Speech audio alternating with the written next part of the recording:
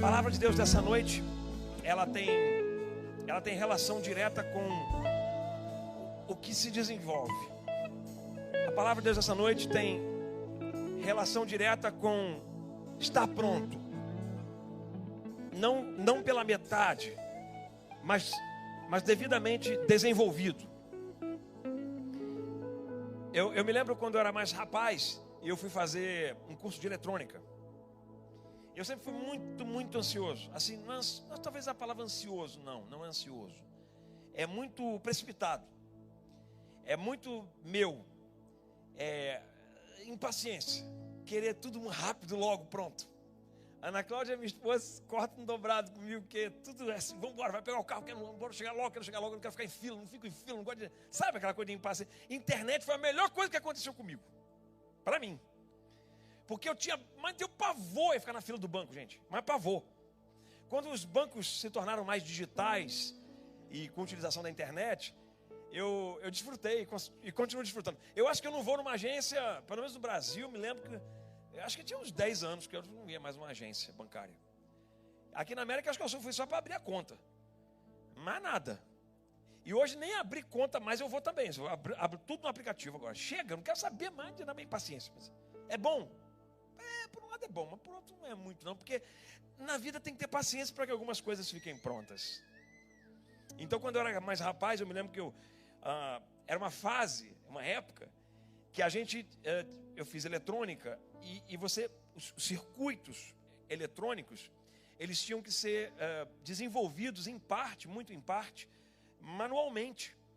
As placas utilizadas em alguns projetos eletrônicos, essas placas eram muitas delas manuais e você tinha que desenhar a trilha, você tinha que banhar numa solução própria para que aquela placa se tornasse pronta num determinado momento.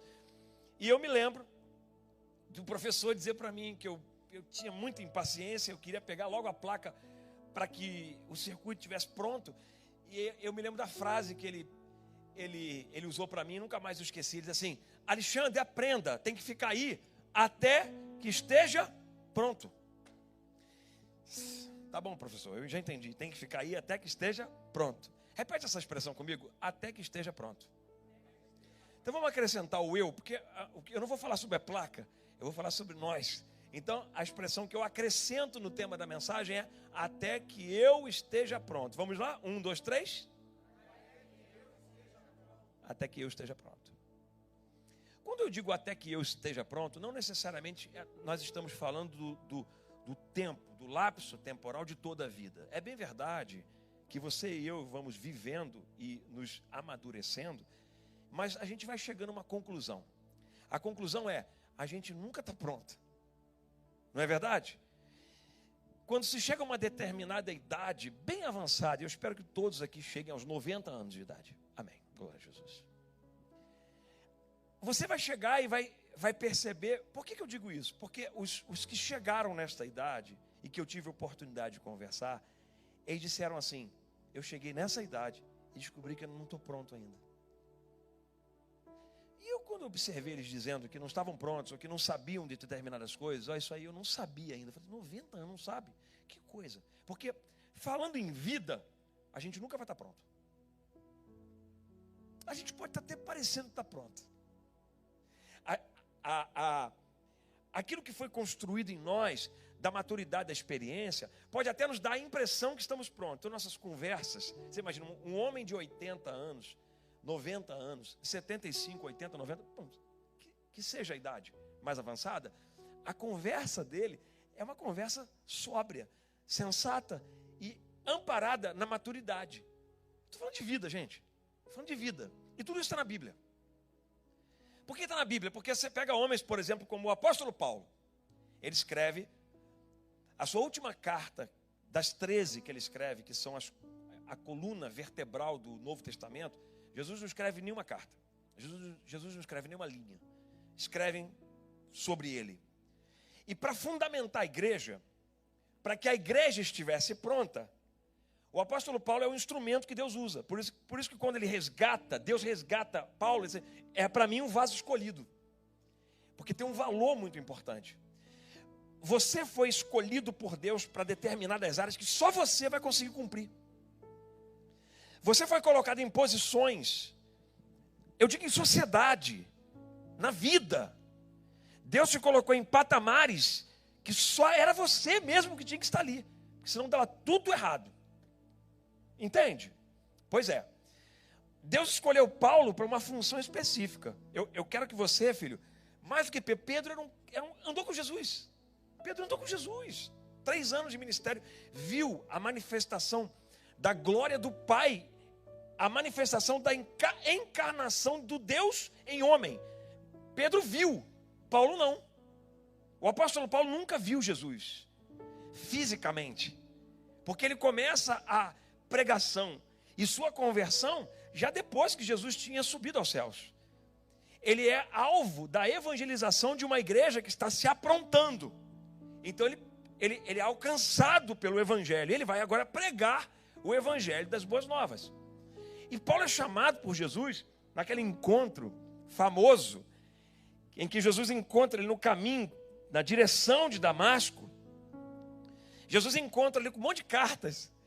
E as cartas que estavam no alforje de Paulo, o apóstolo, que outrora era Saulo, reconhecido como um romano, fariseu, judeu, nascido da tribo de Benjamim, um cara criado aos pés dos mais altos escalões de conhecimento judaico, como Gamaliel, que era um mestre, um rabone, um rabi da época.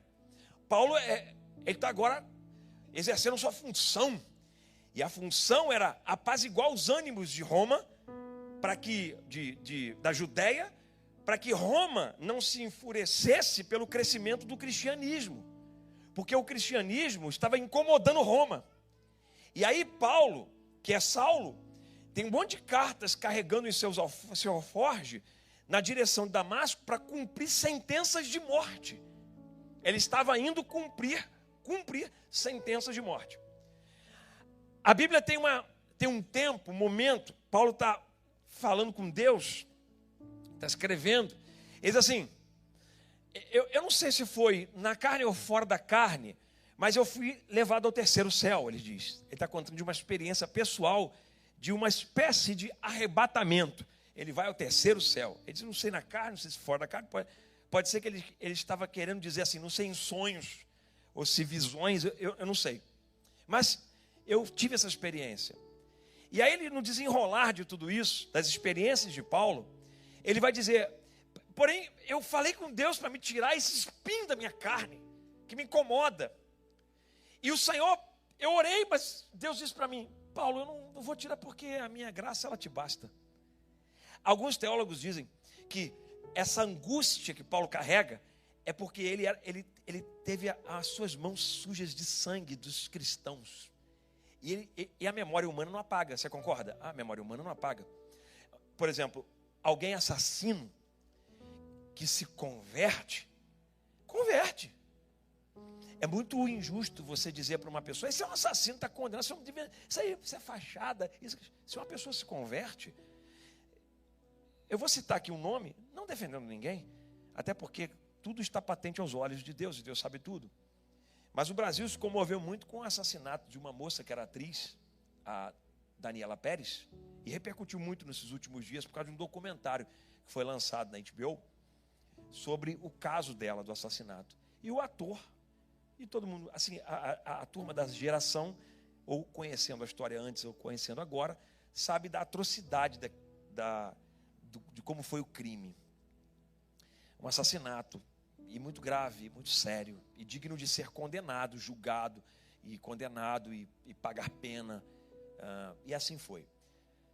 Mas eu não posso tirar o direito, mesmo de um assassino, ou de uma assassina, seja quem for, de ter um encontro com Jesus. Eu não posso. Porque se eu fizer isso, eu estou contrariando a Bíblia que eu prego. Porque o apóstolo Paulo, ele matou muitos, centenas, quem sabe até milhares. O sangue dos inocentes cristãos passaram na mão dele. Não era o sangue de atrizes, atores. Era o sangue dos cristãos que andavam com Deus e pregavam o evangelho, e ele resolveu matar por causa disso. Recebeu ordens e assim ele cumpriu.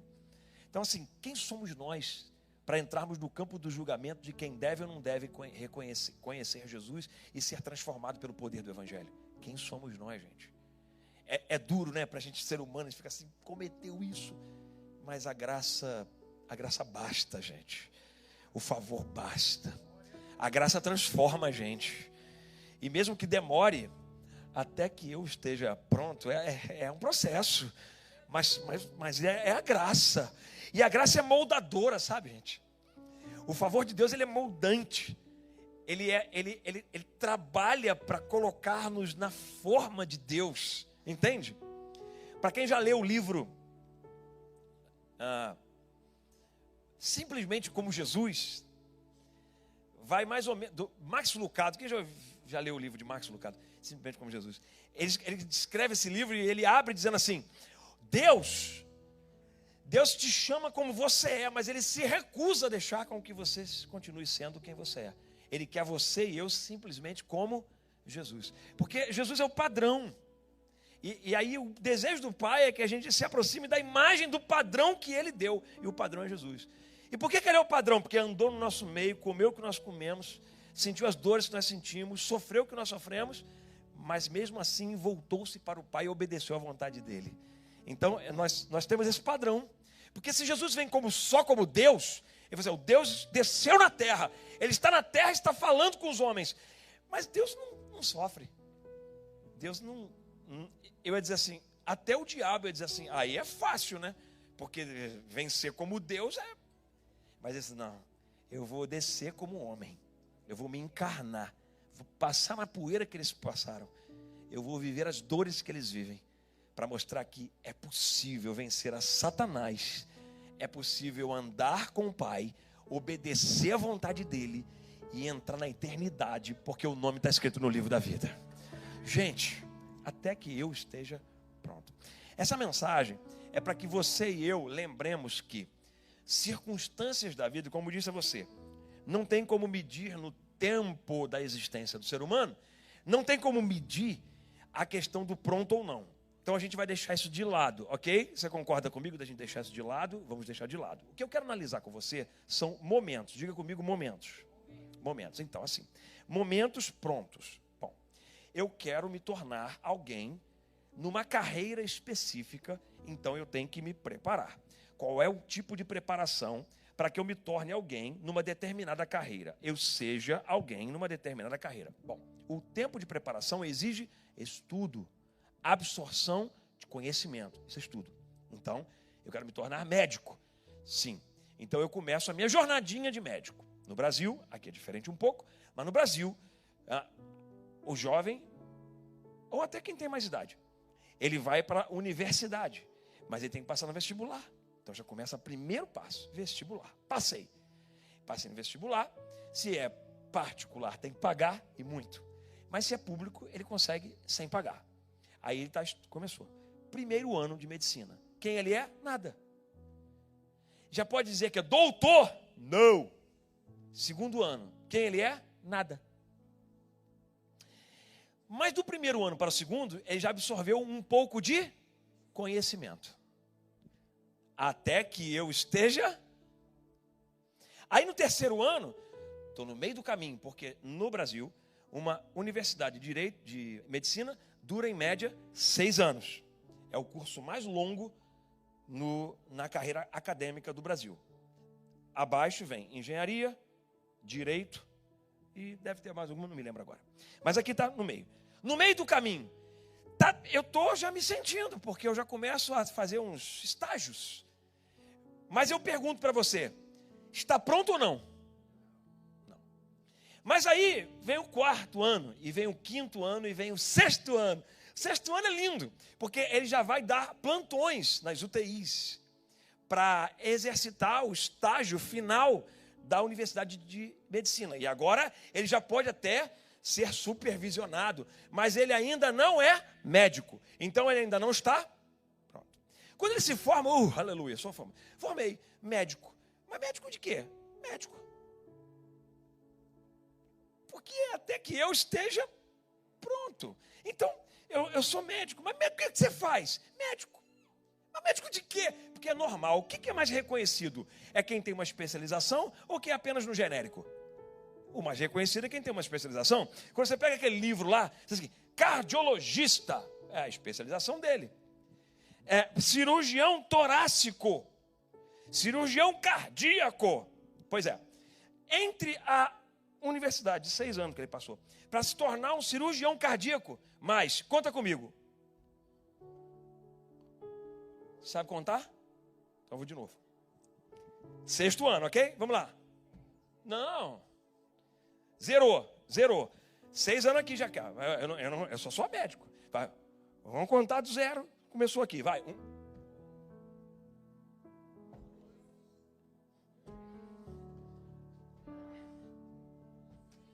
Para se tornar cirurgião cardíaco. Ele estuda 11 anos. Porque tem que ser até que eu esteja... O reino de Deus é igualzinho, gente.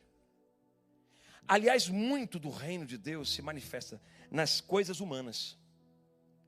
As coisas humanas são desenvolvidas... Eu acredito, gente, eu acredito nesse negócio. Que muito do nosso ambiente humano, do que nós vivemos, é inspiração direta do céu.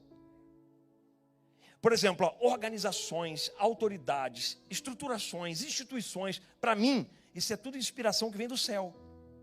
Para organizar o homem. Porque o ser humano é a imagem e semelhança de quem? De Deus. Então tudo que é em nós, inspiração, vem de quem, gente? De Deus. A ideia humana para um monte de elaborações, de estruturações, de organizações, vem da essência que temos. Dessa inteligência que Deus colocou em nós, que poderia até ser maior. Mas é que Adão estragou tudo. E a glória seja dada a Deus, porque o segundo Adão veio, chamado Jesus Cristo, para corrigir o que o primeiro Adão estragou. E o que o segundo Adão trouxe foi, agora ainda não dá para ser tudo o que a gente poderia ser. Porque é o que diz a Bíblia. Diz assim, em parte vocês veem, em parte vocês conhecem, em outra parte vocês profetizam. E aí diz o escritor da Bíblia, em parte conhecemos, em parte profetizamos. Pois é, isso é verdade, por quê? Porque enquanto vivemos aqui, mesmo com toda a inspiração divina, e depois Jesus chegar e transformar o ser humano pelo poder do Evangelho, e entrar novamente em nós, para trazer-nos de volta para o Pai, para que a essência da eternidade se aflore, aqui na terra a gente não consegue ser completo. Por isso, o nome de cada um está registrado no livro da vida de Deus. Para quê? Quando a gente chegar lá, os nossos corpos serão glorificados, serão transformados. E aí nós vamos entrar numa plenitude que era o desejo do Pai na época de Adão. E não se cumpriu porque Adão resolveu dizer não para Deus. Então você entende? Na verdade, é isso aqui, ó. É uma inspiração de Deus para a organização de todas as coisas. Então, ó Deus maravilhoso. Mas para que as coisas se desenvolvam, para que as carreiras se desenvolvam, para que as histórias se desenvolvam, elas precisam de um processo. E por isso, você e eu precisamos, para determinadas fases da vida, como eu disse, não dá para medir com a vida toda, mas para determinadas fases da vida, para determinados momentos da vida, eu não digo nem às vezes anos, eu digo às vezes dias, meses, determinados tempos, pequenos ou grandes, precisam de um processo para autorizar você e eu para uma próxima etapa. Entende? O texto que eu quero ler está em Marcos, no capítulo 1. E agora sim eu vou ler o texto bíblico. Nós brasileiros temos muita ansiedade, porque o texto tem que ler logo. Se não ler, essa mensagem não é de Deus. Calma. Os americanos pregam muitas vezes sem citar nenhum texto, mas vão passeando no contexto bíblico. Então, diz assim, Marcos capítulo 1, versículo 13. Ele esteve no deserto, ali esteve 40 dias sendo tentado por Satanás. Estava com os animais, algumas traduções dizem feras. Fala comigo, feras. E os anjos o serviam. Então vamos lá, de novo. Ele ali esteve 40 dias sendo tentado por Satanás. Estava com os animais selvagens e os anjos o serviam. Esse texto, ele tem um antagonismo muito grande. O que é o antagonismo? É uma contrariedade lógica muito grande. Assim, Jesus está 40 dias, está falando de Jesus, no deserto, ele foi empurrado, que é o texto. A Bíblia diz, então, ele foi impelido. Impelir é assim, ó, vai. A Bíblia diz, nesse mesmo contexto de Marcos capítulo 1, diz que o Espírito Santo impeliu. No original, a expressão impelir, Renan, é empurrar. Então o Espírito Santo empurrou Jesus para ser tentado por Satanás. Que difícil entender isso. Mas ele precisava passar por isso. Por quê? Lembra? 1, 2, 3, 4, 5.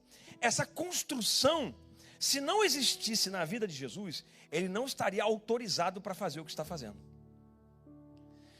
Deixa eu te dizer uma coisa. Muito do que você sonha em fazer, muito do que você está desejando em fazer, primeiro vai ter que ser autorizado. É uma tragédia, pastora Jarleia, quando as pessoas fazem aquilo que não foram autorizadas para fazer.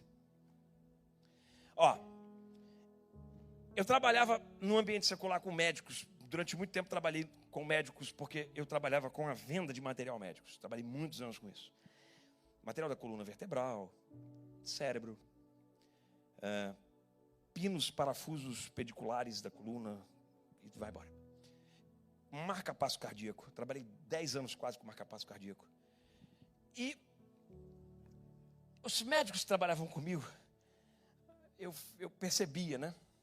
Nas conversas, no dia a dia, eles falando sobre os processos para que alguém se torne, para que alguém chegue a algum lugar, e tudo muito, muito metódico, com cada detalhe.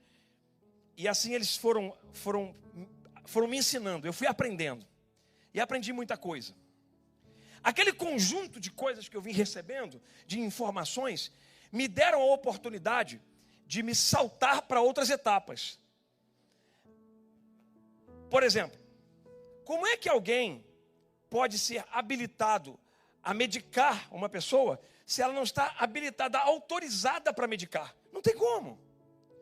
Como é que eu posso te receitar um remédio se eu não tenho autorização para isso? Como é que eu posso mexer no seu corpo se eu não tenho autorização para isso? Às vezes, eu estava numa cirurgia e os médicos diziam assim para mim: pega aqui o afastador. Eu não era médico, mas ele pedia, me ajuda só com o afastador, porque muitas vezes eles estavam sem auxiliar. E aí eu tinha que segurar o afastador. Gente, como é que a carne humana é dura? Aí eu fazia com o afastador aqui para poder deixar ele trabalhar. Só que eu não podia fazer mais do que aquilo, porque eu não estava autorizado a fazer. Entende?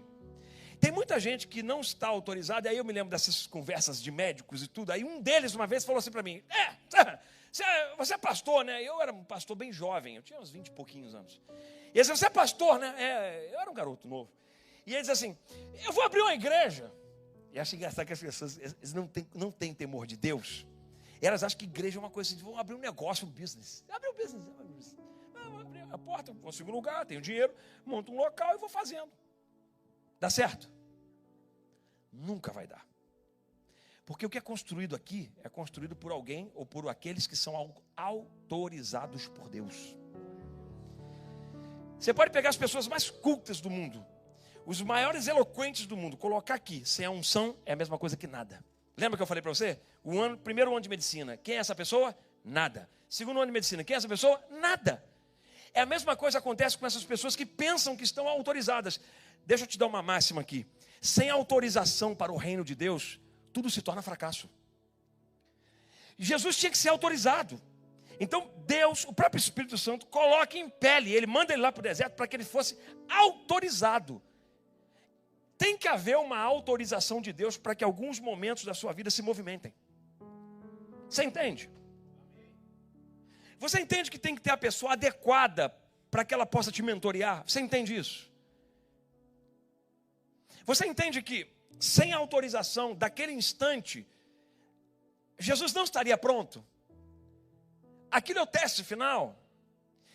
Até que eu esteja pronto. Eu disse a você então que nesses momentos da vida que exigem que a gente tenha uma experiência de autorização, sermos autorizados para as próximas etapas, eu disse que são momentos, tem momentos. Quantos aqui têm suas feras dentro? Gente, eu tenho dias que eu tenho feras dentro de mim. Eu tenho dia que eu tenho feras dentro de mim. Jesus está... Eu gostei de ouvir o pastor Reginaldo, ele falar assim, Jesus conviveu com feras, mas não se tornou uma fera. Está aqui a autorização de Jesus para fazer o que ele vai fazer daqui para frente. A gente às vezes fica exposto a um ambiente, a gente se torna. Eu vi muitas pessoas que eram dóceis se tornarem amargas por causa do ambiente que elas viviam. Ou que elas passaram a viver. Vi pessoas que eram muito espirituais, puras, ingênuas até. E se tornaram carnais por causa do ambiente que estavam vivendo. Vi pessoas que eram sensatas, preocupadas com moral, com certo e errado, mas que se corromperam porque foram colocadas em ambientes que eram corruptos.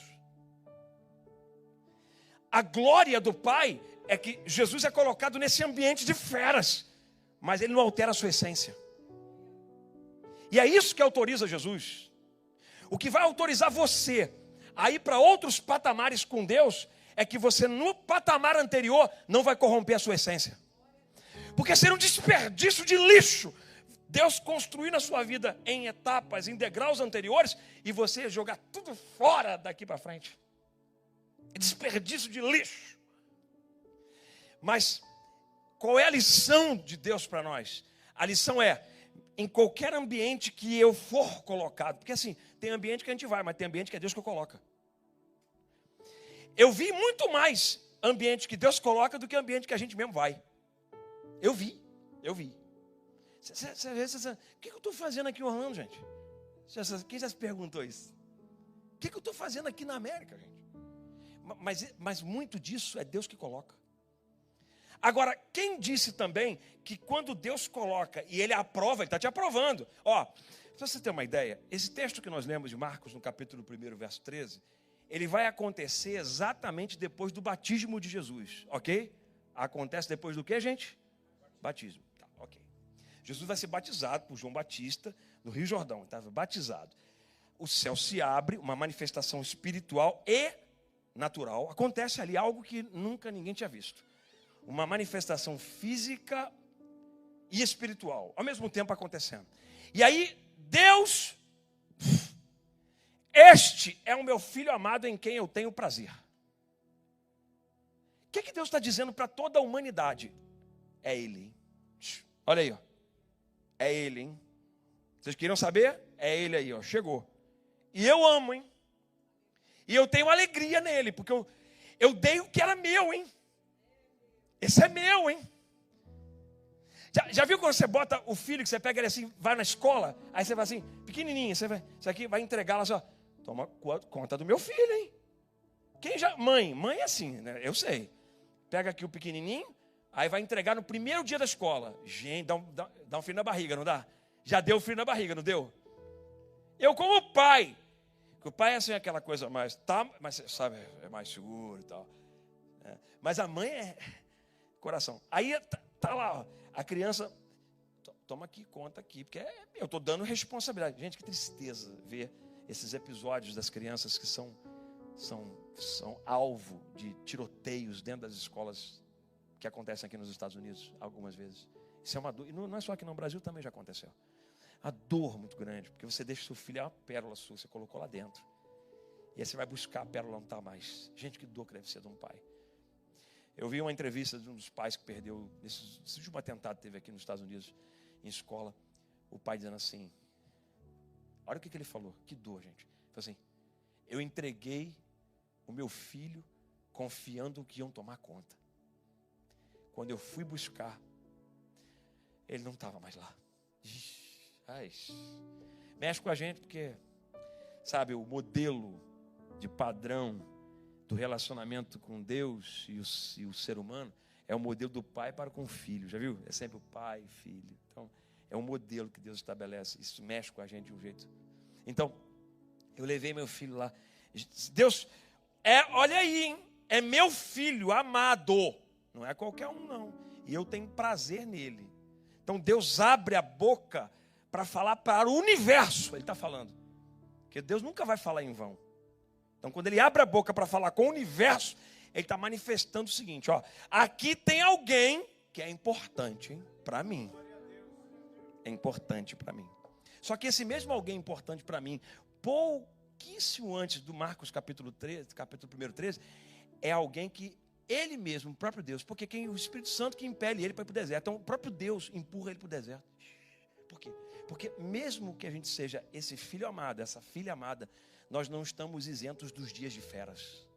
Porque os dias de feras nos fazem preparados até que eu esteja pronto. Eu sei que a gente quer fugir dos dias de feras. E essas feras às vezes são internas, essas feras são externas, são pessoas que eu convivo, são mentalidades que estão ao meu redor, são crises internas dentro de mim, das dores, das angústias da minha alma, do perdão que eu não consigo liberar, das mágoas que eu tenho dentro de mim, são minhas feras. São dos recalques, são dos abusos que sofremos, são das dores que nos causaram psicologicamente mais do que fisicamente. Também as dores físicas, que são feras dentro de nós, doendo dentro de nós. E aí a gente acorda às vezes, e por que Deus não tira isso de mim? Essa é minha filha amada que eu me comprazo. Eu tenho que te autorizar, filha. Eu sei que dói, mas a sua vida, ela está dentro de um desígnio para alcançar e mudar a vida de outros. E por isso eu tenho que te autorizar para que isso aconteça. Eu tenho que te autorizar. Você tem que passar por isso aí, desses dias de feras. Quem já quis correr dos dias de feras? Quem já quis correr? Eu já quis correr, gente. Eu já quis correr. E às vezes as feras que eu inventei, para mim mesmo. Você sabe que tem feras que a gente mesmo cria para dentro da gente. Elas nem existem. Mas a gente, como um livro imaginário, da imaginação da criança, a gente cria essas feras dentro da gente. Sabe que tem gente que está sofrendo com feras que elas mesmas criaram? Essa igreja aqui tem um monte de gente que não gosta de mim. Para que você criou essa fera? É porque eu já vi os olhares das pessoas. Calma, ei, feras. Né? Não precisa fazer isso. O pastor Léo falou uma coisa que eu gosto muito de ouvir quando ele diz: a carência é a mãe de todas as ofensas. A pessoa muito carente, ela cria umas feras dentro, gente. Ela cria umas feras. Aí ela começa a achar que o mundo está contra ela. Porque tem fera que a gente cria. Mas tem fera que a gente não fez nada, mas elas apareceram. Feras dos terrores, das perdas. Feras dos relacionamentos que não deram certo. Feras das pessoas que a gente deu crédito. Dar crédito é acreditar. E elas nos frustraram, nos traíram. São feras. São feras. E são feras que eu não criei, mas elas estão aí. E não tem como eu fugir, porque esse é o meu deserto. Esse é meu deserto. E quem me colocou foi Ele. Foi Deus. Então, cabia a Jesus suportar 40 dias. Momento. Disse a você, essa análise não é da vida, é uma análise de momentos. E o momento de Jesus, 40 anos. 40 dias. O de Moisés, 40 anos.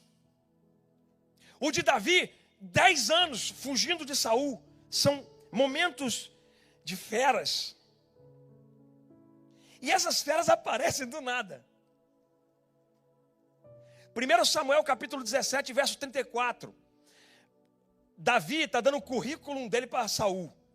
Davi era um cara folgador. Eu acho, era um, sabe aquela, eu vou chamar uma expressão assim meio chúcara, mas é verdade. Davi é aquele moleque folgado, né? É folgado ele. Ele chega para Saul e fala assim: quem é que vai?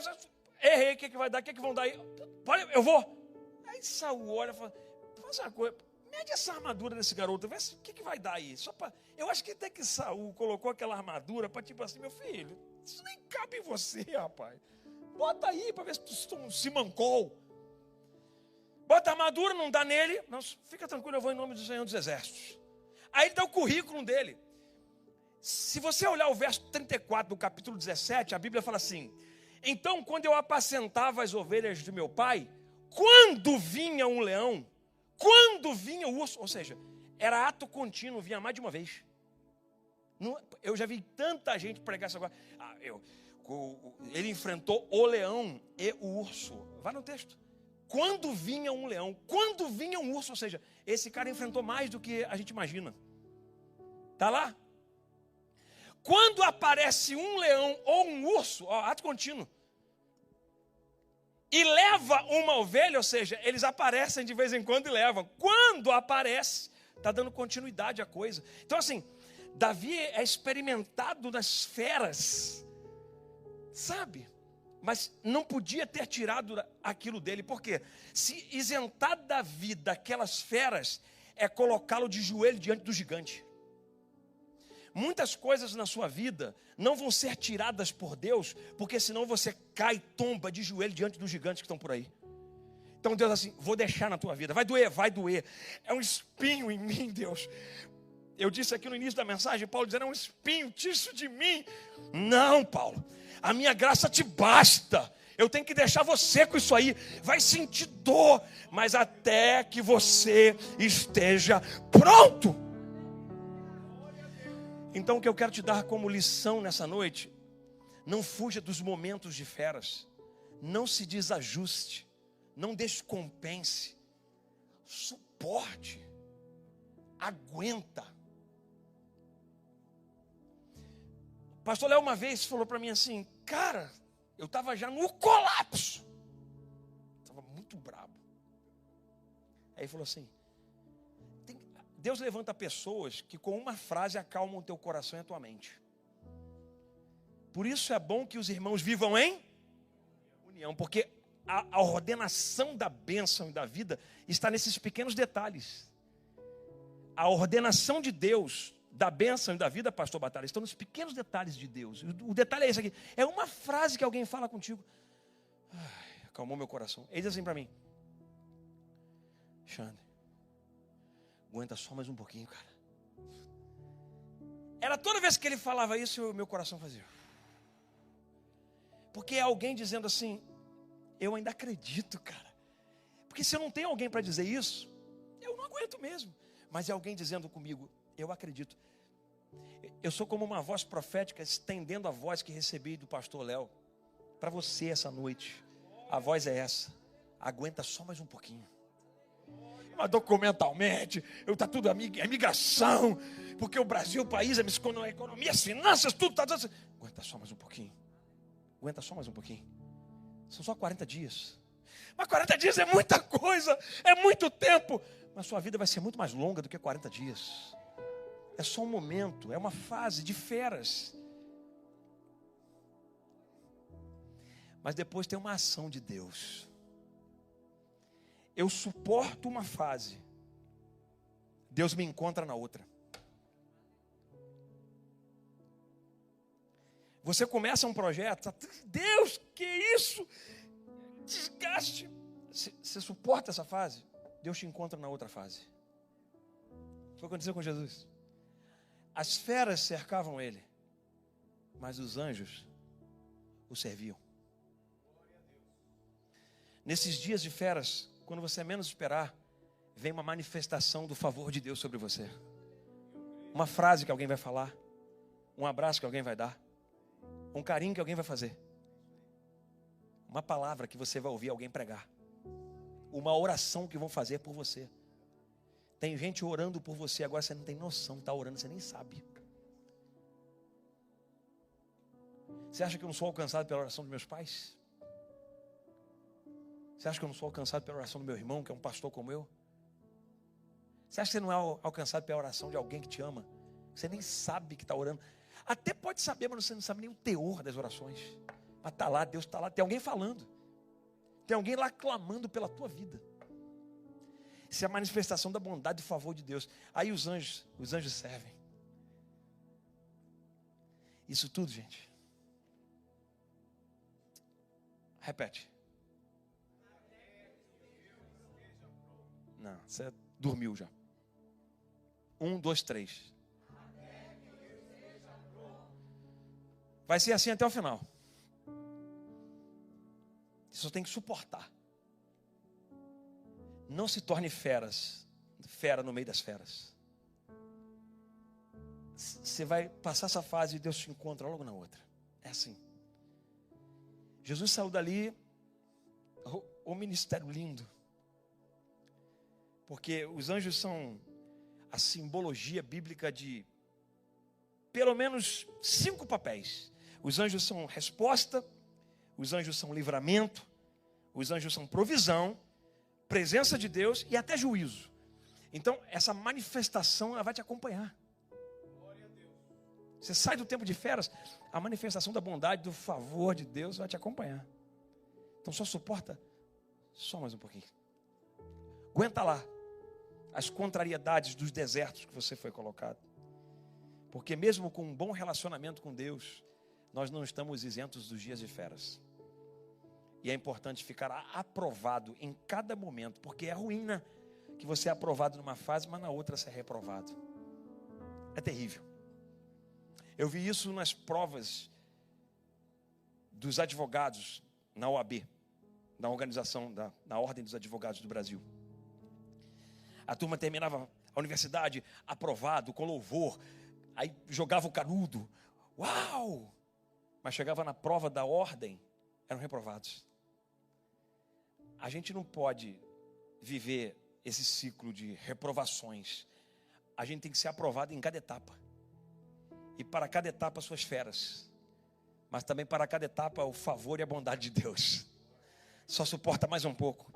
Se prepare mais um pouco. Capacite mais um pouco. Diga para quem for: eu enfrentei feras, eu enfrentei leões e ursos, mas eu não vou tombar diante dos gigantes que estão por aí não.